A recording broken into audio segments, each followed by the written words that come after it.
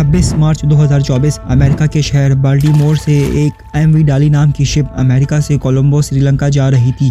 ये एक 9 साल पुरानी शिप है जिसमें 22 क्रू मेंबर और 2 कैप्टन मौजूद हैं, यानी टोटल 24 लोग हैं।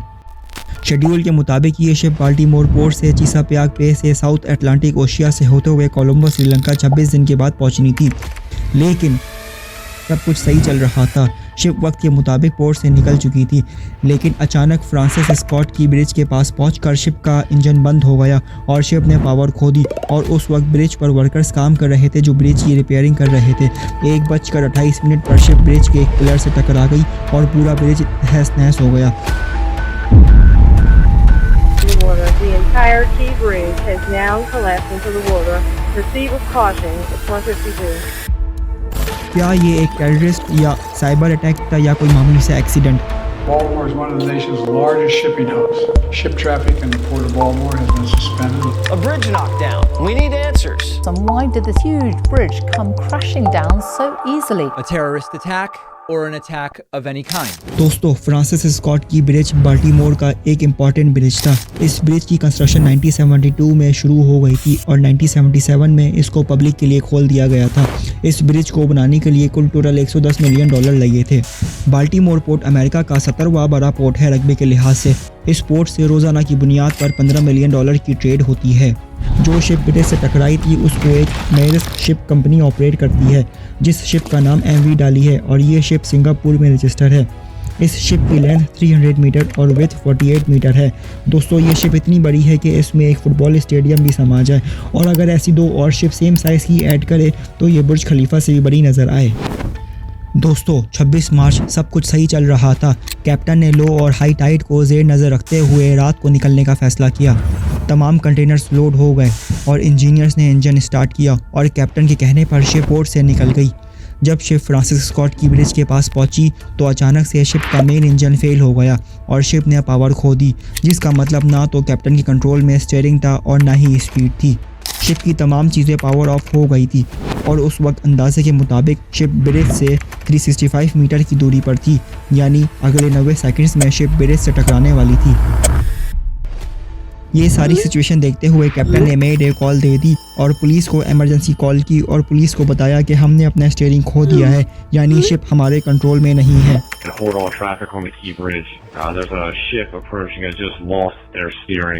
फिर पुलिस ने ब्रिज को दोनों तरफ से बंद कर दिया और ट्रैफिक को रोक दिया।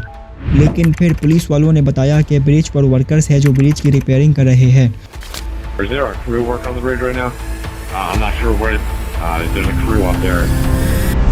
दोस्तों, इसी के साथ मैं आपको बताता चलूँ कि मरीन इंटरनेशनल लॉ के मुताबिक हर शिप में एक बैकअप जनरेटर ज़रूर होता है जो शिप को इस तरीके के हादसा होने से बचाती है। लेकिन इस जनरेटर की पावर मेन इंजन के मुकाबले में बहुत कम होती है। इस जनरेटर से कुछ ज़रूरत के मुताबिक चंद मशीनरी और स्टीयरिंग पर कंट्रोल वापस आ जाता है, लेकिन इस जनरेटर की पावर से शिप की स्पीड को कम और ज़्यादा नहीं किया जा सकता।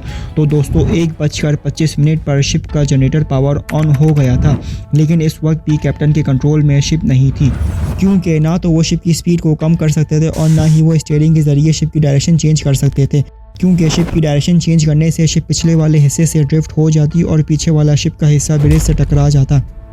दोस्तों, कैप्टन ने आखिरी कोशिश के तौर पर शिप के एंकर को रिलीज़ किया, जिससे एंकर ज़मीन में जाकर फंस जाता और शिप की स्पीड कम हो जाती, लेकिन ये आखिरी कोशिश भी मायने रही।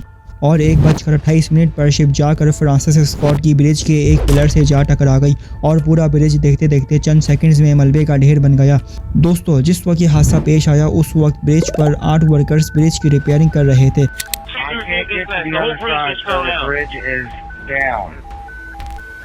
The entire Key Bridge has now collapsed into the water.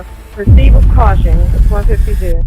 जिसमें से 2 वर्कर्स उसी रात सही सलामत मिल गए थे और बाकी के 6 वर्कर्स को मुर्दा समझ लिया गया था, क्योंकि अगर वो किसी न किसी तरह ब्रिज के मलबे से बच भी जाते तो वो पानी के ठंडे होने की वजह से मर जाते, क्योंकि उस वक्त पानी का टेम्परेचर 8.3 सेल्सियस था। न्यूयॉर्क टाइम की स्टडी के मुताबिक किसी भी ब्रिज के लिए इस तरह के एक्सीडेंट को झेलना इम्पॉसिबल था, क्योंकि पब्लिकली अवेलेबल डेटा की कैलकुलेशन के मुताबिक जो शिप उस रात ब्रिज से टकराई थी उस वक्त उस शिप की फोर्स 100 मिलियन न्यूटन से भी ज़्यादा थी। दोस्तों कंपैरिजन के तौर पर सैटर्न 5 रॉकेट जो कि नासा की तरफ से आज तक का सबसे भारी रॉकेट इस्तेमाल किया जाने वाला रॉकेट था, इस रॉकेट को लिफ्ट अप करने के लिए 35 मिलियन न्यूटन फोर्स की ज़रूरत होती थी। तो अगर ऐसे 3 रॉकेट को एक साथ एक ही वक्त पर छोड़ा जाए तो जाहिर सी बात है कि दुनिया का कोई भी ब्रिज इस अटैक को नहीं झेल पाएगा।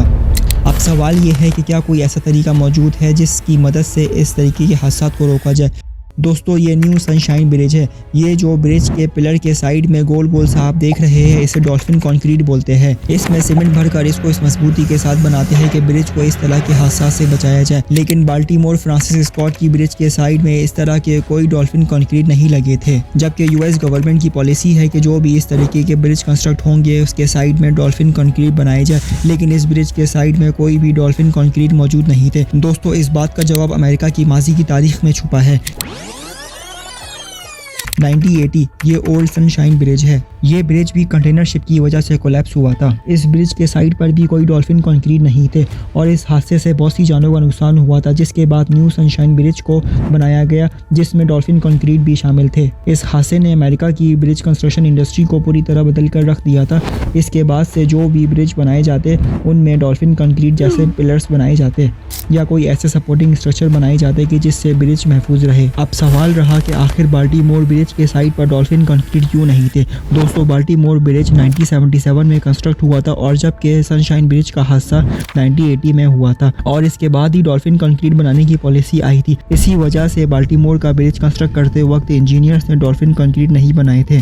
दोस्तों इस हादसे के बाद से इंटरनेट पर और सोशल मीडिया पर कुछ हेटेड किस्म की स्पीचेस सामने आई, जिससे लोग 2 किस्म के ग्रुप में तकसीम हो गए और कन्फ्यूजन का शिकार हो गए। क्या ये किसी किस्म का कोई टेररिस्ट अटैक था या कोई एक्सीडेंट था।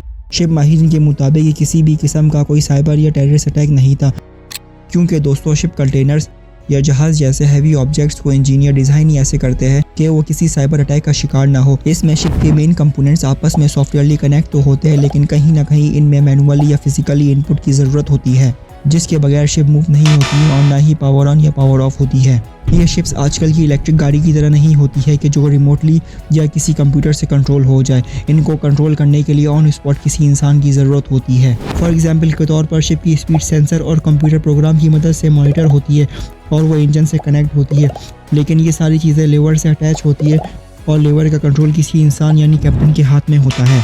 यानी जब कैप्टन लेवर को मूव करते हैं तो तभी शिप की आरपीएम में चेंजेस होती है और शिप की स्पीड कम और ज़्यादा होती है। और एफबीआई की रिपोर्ट के मुताबिक इस एक्सीडेंट का टेररिस्ट अटैक से कोई ताल्लुक नहीं है और ना ही कोई ऐसी इन्फॉर्मेशन मिली है जिससे ये कंक्लूड किया जाए कि ये एक टेररिस्ट अटैक था। दोस्तों आपको क्या लगता है कि क्या ये किसी किस्म का कोई टेररिस्ट अटैक था या सिर्फ एक मामूली सा हादसा। अपनी राय का इजहार कमेंट सेक्शन में करें और इस वीडियो को लाइक करें और सब्सक्राइब करें। मिलते हैं आपसे अगली वीडियो में।